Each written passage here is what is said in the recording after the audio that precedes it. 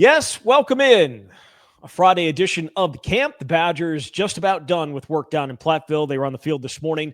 They've got their open practice for fans tomorrow night in Platteville, and then they are back in Madison for the final week of fall camp. We will get to see, I believe, 5 practices back here in Madison, at least slated at this point to do so. So we will continue to have some observations coming from practice. But Friday was an exciting one, Jesse. Friday was a very exciting one. A ton of big plays, both sides of the ball, but the offense certainly had itself a day a little bit. We're going to jump into all of that, obviously, and get to all of it. However, unfortunately, we do have to start with an injury, and that would be an injury to Jake Renfro, which happened yesterday, actually, and initially looked pretty bad, but it turns out it's a week-to-week thing, and he has not been ruled out for the opener yet. Best case scenario, given what we saw in practice, and obviously this is why they try and get a diagnosis. And so at this point, they haven't ruled him out for week 1. It's said it's week to week, lower body injury. And right now they've got Kerry Kadenko working with the ones at center. And I think this was one of the positions that long-term, obviously, you could not afford to lose a guy like Jake Renfro. I think Kadenko is certainly capable of stepping in as a center, though we haven't seen it against in-game competition. But as we've talked about, you go on down the list, maybe not a ton of options. Ryan Corey, who has taken a lot of 2 reps, has had some issues in terms of snapping. Obviously, a young guy who hasn't played at the college level. And Jake Renfro is just a leader to this team. So at least for the rest of fall camp, presumably the practices that we're going to be seeing, Jake Renfro will be on the mend, and to be determined whether he's in there for week 1. And we know continuity on the offensive line so important, and right now they're going to have to practice without him. Yeah, it's unfortunate. Kerry, before getting into the guard competition in the spring, was center all last year, if I remember correctly. He spent a ton of time as the number 2 center last year. So it's not as if he doesn't have a lot of experience. It just hasn't been a ton of game experience, as you mentioned. Again, when it initially happened, it looked bad, like really bad. He could put no weight on the leg. He ended up getting carted off the field. He looked, I'll be honest, he looked destroyed and just distraught, but also destroyed. And like it was over, and all the guys coming over and tapping him on his helmet. Look, he's had a lot of injury issues, lower body injury issues over his career. And so he probably knows what it feels like when something is serious. And so that certainly gave you pause, but then got to practice today, and he was walking around, wasn't moving fast, but he was walking around. And so that is, I think, a positive that it's not nearly as bad as it initially appeared, for sure. But it's also not ideal because they are leaning on this offensive line. They've already lost Kevin Haywood for the entire year, right? Davis Heinzen has been the left tackle. Now you lose your center for an undetermined amount of time. If you're saying you're week to week, it's a little bit, you're not going to be back tomorrow type of thing. So not ruling him out for the opener, he needs the opener. He needs the Middle Tennessee State game. The entire line needs those games to get ready for what is coming down the line. And certainly he has had injuries that have lingered, right? Leading into his first year here, it felt like, is he ready? Is he ready? Is he ready? And it really wasn't until late in that season that he was actually available to come out and play. And so you just don't know. But luckily for Wisconsin, it is not the death nail that it appeared in the moment.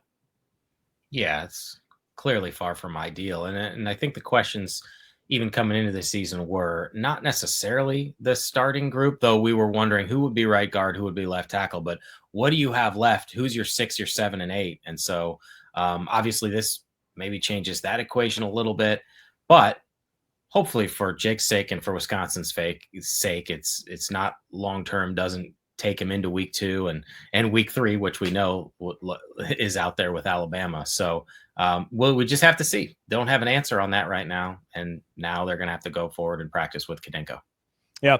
So there was also another injury thing, but it's not nearly as serious. And it kind of leads us into a conversation that we need to have because we did get to chat with outside linebackers coach Matt Mitchell after practice today. And that was Mason Reiger, who has come back from, and as you illustrated in your story a couple of weeks ago, the perseverance he'd had in getting back. He was held out of practice today, and Matt Mitchell said his position coach thought it'd be a good idea to keep him out, and his position coach is obviously Matt Mitchell. So he was giving him a little rest, but does not think it's serious, does not think he's worried about it long term. But he's one of those older guys that you kind of have to be careful with because of the wear and tear on their bodies. We've talked about it a little bit with a guy like Aaron Witt as well, and Jake Renfro, quite honestly, is in that same camp. I don't know how many times I've seen him go down in this first 2 weeks and be like, I don't know if he's getting up. It just feels like every single play is like the hardest thing on his body. But for Mason Reiger, we have seen him be explosive, and he's not the only one in that room that has been that way. And again, we'll see how it plays out, but it seemed like Matt Mitchell has been impressed and intrigued with what he's got. I think we have too, as we've discussed on multiple occasions. Reiger in particular has been fantastic, a menace in the backfield. Well, will it translate to the season remains to be seen, but the energy that he's given them is noticeable. And I don't think it's the worst thing in the world to hold a guy out who has a consistent history with injury issues, has had 6 knee surgeries in his career, and is coming back from one that forced him to miss spring ball. Fall camp is a grind, no doubt about it. And certainly you'd love to have everyone out there for every snap to get as many reps as possible. And also, guess what? They'll be back out there tomorrow. And then they'll be back out there Monday. They've got a whole nother week of fall camp before you really even start preparing for week 1. So I think it's okay. And to your point, Zach, it allowed some other guys opportunities. There have been some dynamic playmakers off the edge, and Matt Mitchell addressed it too. I think Sebastian Cheeks has really come on strong. The move that Wisconsin made with him going from inside linebacker to outside linebacker last year looks like it was a good one. Tyrese Fearbry as a pass rusher, Mitchell praised him. We mentioned, obviously, Reiger. They have a number of body types, as we've discussed. Got 300-pound, 297-pound guys. Corey Walker has been back now after dealing with a back situation. We've not seen a lot of Michael Garner, and Mitchell mentioned that. You want to get him into the fold as well, get him fully healthy. But they've been effective in the spots that they've had. Yeah, Nick Clayton too, right? Is another guy that has flashed, especially in recent days, according to Matt Mitchell.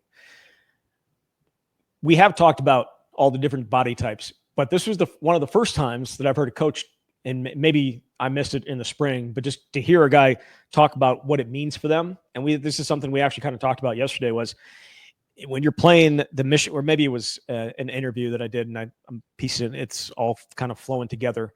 It's all meshing together. The greatness is meshing together. The idea that you have different body types for different opponents, and the ability to deal with a team that wants to run it down your throat like Iowa, and a team like Oregon who may try and do you a little bit differently. And he said they certainly didn't have any ability to deal with that the first year. They had a little bit better last year, but I think they've got more and different body types in that outside linebacker room than they've ever had before. And it's going to come out and play because they face so many different types of offenses that just on a week-to-week basis, it's going to flip. Those were the 2 teams that Mitchell specifically referenced, and I think that's notable too. There's something to be said for this group of coaches learning what it's like to play in this conference. And yeah, you're taking your lumps. You would prefer not to, but every year they've been able to adjust, and for their sake, year 3 better be a situation where they can have more success. I also thought it was interesting that Matt was talking about how Jeff Grimes' offense is preparing this defense, because it's so different, drastically different from what Phil Longo was doing in a number of ways. But I do think there's something to be said for what this defense is going to look like when they get into playing those different teams, because of the challenges Grimes' offense presents with all the pre-snap motion, all the window dressing, but all the things they do post-snap. Well, they're doing something, and then they'll set you up with something similar, so a drive later they can hit you over the top or hit you with something off the edge. All of that is helping the defense in a way that I don't know that you can say the air raid offense did. Yes, there are systems that run similar styles to what Phil Longo did. The Oregons of the world, there are teams that are going to try and spread you out. But this is real smash mouth football where you're seeing a variety of looks, and it is going to mirror some of the stuff you're going to see when you get in a Big Ten play. And I do think that's important. And I thought it was interesting that Matt Mitchell put that out there. Put you on the spot here. Who out of that room leads them in sacks? Just the outside linebacker room? Yeah. And you can, if you want to throw Darrell Peterson in there too, are we including him? We are, but I'll say Mason Reiger. Okay. The caveat, of course, is can he stay healthy? But again, 2 years ago at Louisville, when he said he was 80%, had dealt with a surgery going into the year, had 5+ sacks, 5.5. And now it's a little bit different role, what he gets to do in Wisconsin's defense. This seems to suit him very well. So I am going to go with him because I think if healthy, he's going to get a ton of snaps. He will get a ton of snaps. I think the only guy that may outsnap him is Corey Walker, because he's a guy that can play outside, but also move inside on passing downs. So I feel like he may be a guy that gets even more snaps, even more opportunities to get after the quarterback than maybe even Mason Reiger does. And I feel like there's more body types like Mason Reiger with, and I know Sebastian Cheeks is not the length of a Mason Reiger, but he certainly, in terms of trying to get after the quarterback, just as has been just maybe not as all up towards Reiger's level, but right there with him in terms of being in the backfield in fall camp. Nick Clayton's is obviously a very interesting one. They want to get him to be able to play. He said he feels comfortable with him on third down, right? That's what he said about Nick Clayton at this point. Wants to get him on kickoff, wants to get him on punt and punt block and some of that type of stuff, just to get him even more comfortable with playing college football. But get him on third downs. I've seen some packages, and we can't break it down all the way, but we've seen some packages where they've got a number of these guys on the field together, and I think that should be exciting. However, last year it didn't really matter because they rarely got teams into third and long. It's going to be about stopping the run. Do you think that they are better equipped to do that with some of these bigger guys, especially at the outside linebacker room? I have to say yes, because if my answer is no, God help everybody. Yeah, but they brought in totally different defensive line group that has been able to rotate pretty consistently with a number of people. We've mentioned the body types at outside linebacker. I think the inside linebacker group that they have, when healthy, has been pretty solid. And you've seen some young guys make plays. Like, I'm not saying Mason Posta is going to get run this year, but when he's been in, it's noticeable, including today. A couple plays really stood out. And I know it's against reserves, but a pass, and he's just doing the stuff that he did in high school where he's leaping at the line of scrimmage, falling backward and breaking it up. And that's a guy who, again, might not even play this year. So I do think that they should be better at stopping the run, but of course it's got to start with the front being bigger and stronger. And we'll find out in week 3. See, that's the thing. Like week 3 is, we're going to judge a lot of what they've done this offseason in week 3. If they get the ball run down their throat, okay. That will obviously be a fail. But if they lose by 20 plus, I mean, what exactly are we expecting? Well, should they be sticking within 20 of Alabama on the road? I would expect them to be competitive and not embarrassed, even if you're going on the road against a top 10 team. But I didn't mean embarrassed. Embarrassed is last year. 42-10 is embarrassing. If you can put up if you can make it like a game that it was down in Dallas. Did they get embarrassed in Dallas when they played Alabama in 2015? Alabama, which won the national championship, pulled away and ended up winning 35-17. But I think give me that. I'll take that. Yeah, if you're Wisconsin. Look, limiting explosive plays, showing you can, maybe if it's not every single drive, but the majority of drives, go toe to toe with them defensively and be stout. Like, I don't know, maybe that's expecting too much. But again, what are the measuring sticks on this schedule? That certainly looks like the first one. But you want to be able to blow out your first 2 opponents, which we've not been able to see, and feel good going into that Wisconsin's made some strides. Miami of Ohio actually was picked second in the MAC. Yeah, overlooking that one. Yeah, a little bit. But no, I think that's a good test. I think it's a good test to see where you're at, whether you can push around the teams that you should be able to push around. And that is a team that should be able to push around. Would it be easier if you had Jake Renfro and Kevin Haywood? We'll see what happens with Jake Renfro, but absolutely. Everyone talks about the quarterback, and it certainly, we'll get to Billy Edwards and some of what we saw today, and that's a big piece of it. But the running game has to be, I'm not going to say great, but it has to be something that gives teams something to deal with. And it really, for the most part, last couple of years, it hasn't. Whether, when Braylon was healthy, may have been a little bit different, but the good teams just weren't worried about Wisconsin running the ball at them. And that has to be something that teams have to worry about. And that starts with those first 2 weeks being able to push those two teams around, something that they did not do against their non-conference opponents last year. Can I say it has to be great? You can say great. I was just looking for a word that did not that I don't want to hear on my show. Like I was going to go there, and I'm like, nope. Do you think the run game has to be great? Like, what's great? I don't know. So at Kansas last year, they ran for, I think it was like 212 a game, 214 a game, something like that. 5.5 yards a carry. They were one of the better rushing teams in the country. So if that would work, that. Yes. I mean, that's more than Wisconsin's run for in a year average since 2019, which is obviously the last time they had. I mean, again, we can talk about Braylon being an NFL back, and he certainly was. He was a second-round pick, and he had a nice rookie year. But Jonathan Taylor was at a different level. So this is, I take that in a second. I would take, yes, absolutely. After what we've seen the last couple of years, I would take that in a second. Would you consider that great? Because Kansas fans would not. I would, relative to where Wisconsin has been. Okay. Certainly a starting point for what this needs to be moving forward. It may not reach the standard of what certain people have come to expect, but it would certainly get back in the right direction. And again, maybe our expectations, their standard was set very, very high with a guy like Melvin Gordon averaging over 7 yards a carry for his career, and Jonathan Taylor averaging over 6 yards a carry for his career. And you set the standards extremely high, but getting back to 5.5, that'd be a hell of a start and a push in the right direction for sure. All right, let's talk about some of these big plays. You mentioned some of the defensive big plays, but specifically Mason Posa breaking up that pass that was intended for JT Seagreaves. Very athletic play by Mason Posa for sure. But Eugene Hilton Jr. had himself a day, had the long touchdown. Now, I initially thought it was 70, but we did this on a show earlier this week where I clearly was not right on it. I believe it was 60 plus this time for Eugene Hilton Jr.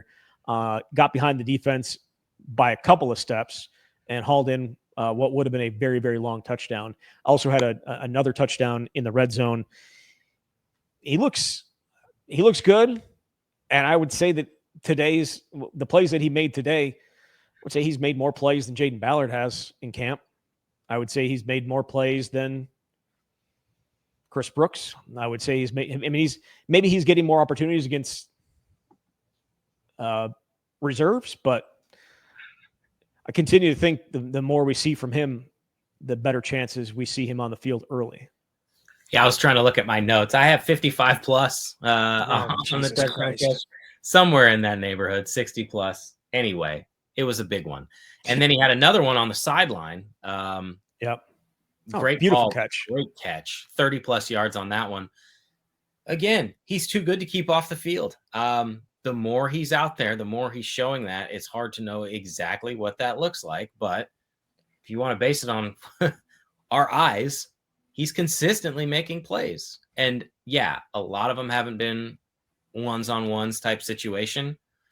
But I don't think he's done anything to detract from getting that opportunity at a certain point. You just put in his general direction, and he seems like he's going to come down with it and make the quarterback look good. That's exactly what you've been looking for out of wide receiver play at Wisconsin. Yeah. Again, I'm talking about Jaden Ballard and that, and I don't know he's had a ton of opportunities to make a bunch of plays. I don't know the ball has come his way. I mean, I think Vinny Anthony would probably be still one, but in terms of playmaking from the wide receiver spot, we've seen a little bit from Tretch, we've seen a little bit from Tyrell Henry, but Eugene Hilton Jr. is certainly put his name out there as a guy that you're going to have to at least consider giving more opportunities to. And I wonder, as we get into next week, whether we see some more opportunities with the ones and getting some more time with Billy Edwards Jr. I remember talking to when we were in Vegas, had a chance to talk with Billy Edwards and was asking him about Eugene Hilton. And he said, worked with him all summer. And he said, you need to be locked in because I may throw it to you once this season. I may throw you to 1,000 times this season, but I'm going to throw you the ball when you're in there. So be locked in mentally, be locked in your playbook and know what you can do because you physically, you're ready to play. And I think absolutely have seen that, especially the last couple of days. We talked about the play that he made on that free play back on, was that on Monday or maybe it was Wednesday, where he jumped in front of Matthew Traynor and caught that pass. Like those are athletic feats that he might be one guy on this team that can do it. Yeah, consistently. I love everything I've seen from him since spring ball. Now, a lot of those reps felt like were threes, getting some twos, but I mentioned this before with the workout group that he's with. It's all veteran guys. And why do you do that? It's because you feel like you're trying to prepare someone to be ready right now. Obviously, he's got the pedigree with his dad, T.Y. Hilton, playing in the NFL for as long as he did, learning all the intricacies and then coming in with a hunger to work. And that's something that guys have been talking about all offseason. Like, I think even Jordan Reed mentioned this in spring ball. You knew that there was talent. You knew there was a pedigree, but you also wonder, well, is a guy going to come in and feel like he deserves something? And I'm paraphrasing here, but I think Vinny Anthony mentioned this as well when we talked to him after Squat Fest, that just because you're a 4-star, you might think you come in because you've been the man everywhere. He has grinded every day and done everything necessary. And, you know, again, I don't know how many wide receivers ultimately they're going to use, but when someone is that consistent at a playmaking position, I don't know how you can deny them more opportunities moving forward. Yeah. I thought Vinny also had a good day today as well. Yes. I know we're going to talk about some throws here, but I got to like Billy Edwards Jr. just put an absolute great ball on Vinny Anthony for 40+ yard gain, utilizing the pump fake to kind of freeze the defense and then hit him over the top. I think Vinny's had a very solid camp. Obviously, Wisconsin knew what it had in him, but this probably is a nice segue into Billy Edwards Jr. and quarterback play, I suppose. Yeah. What'd you think of what Billy did? Because again, we talked about this yesterday where you have some good, some bad. There hasn't been greatness. There hasn't been horribleness. It's kind of just been here. But today felt like there was a little bit more high level stuff from the quarterback spot. Yeah, they did a lot of red zone work. I thought he was very good in a red zone. Every once in a while, there's a throw, and granted, this is going to happen in practice, but a throw that is just one of those can't make throws. There's one, he had one intended for Chris Brooks Jr. on the sideline, and Kairos Gaines should have intercepted it, but he didn't. Yeah. But for the most part, yeah, I mean, I just really like how Billy has come out and performed during camp and not had a lot of those huge disaster plays. He's been very consistent, and it feels like he's developed a nice rhythm here. Do you have a favorite throw from the day? Is it the one to Vinny Anthony? I'd say it probably is. But there were some tight windows in the red zone too. Where the Grant Steck one, was that from Billy? I don't know if it was or not, but it was a hell of a play. Yeah. Now I feel like I need to consult my notes here. Yeah. Put it on social media. It was a hell of a play. Grant Steck went up. It was either Soliday or Cheeks, but he went up. The ball was high up, and he just grabbed it over the guy's head, plucked it over his head for a touchdown in one of the red zone periods. But which is, I think that's one of the first times we've actually talked about Grant Steck here in fall camp. Yeah. I think that one was from Edwards. At least that's what I wrote. And I think Soliday was in coverage, but impossible for you to be wrong on that. Yeah. Never been wrong about anything ever. Yeah. And the other catch. So the one we were talking about, Eugene Hilton Jr. making this other catch, that was getting O'Neal on the run. He rolled out and he threw it toward the sideline. And I think Hilton caught it on Jameer Scott. So there have been some nice plays by the quarterbacks, but on the whole, I really think Edwards has had a pretty solid camp here to date. Yeah. Was there anything else that stood out about today? I wanted to talk a little bit more of what we heard about special teams from Matt Mitchell as well before we wrap up the show. But was there anything else that stood out from today? I think we're good. All right. So there was one play. They had some goal line. Sebastian Cheeks just stoning Dylan Jones at the goal line. Love that play. And then also earlier on, Charlie Jarvis, a big hit just as the ball arrived to Davion Hannah.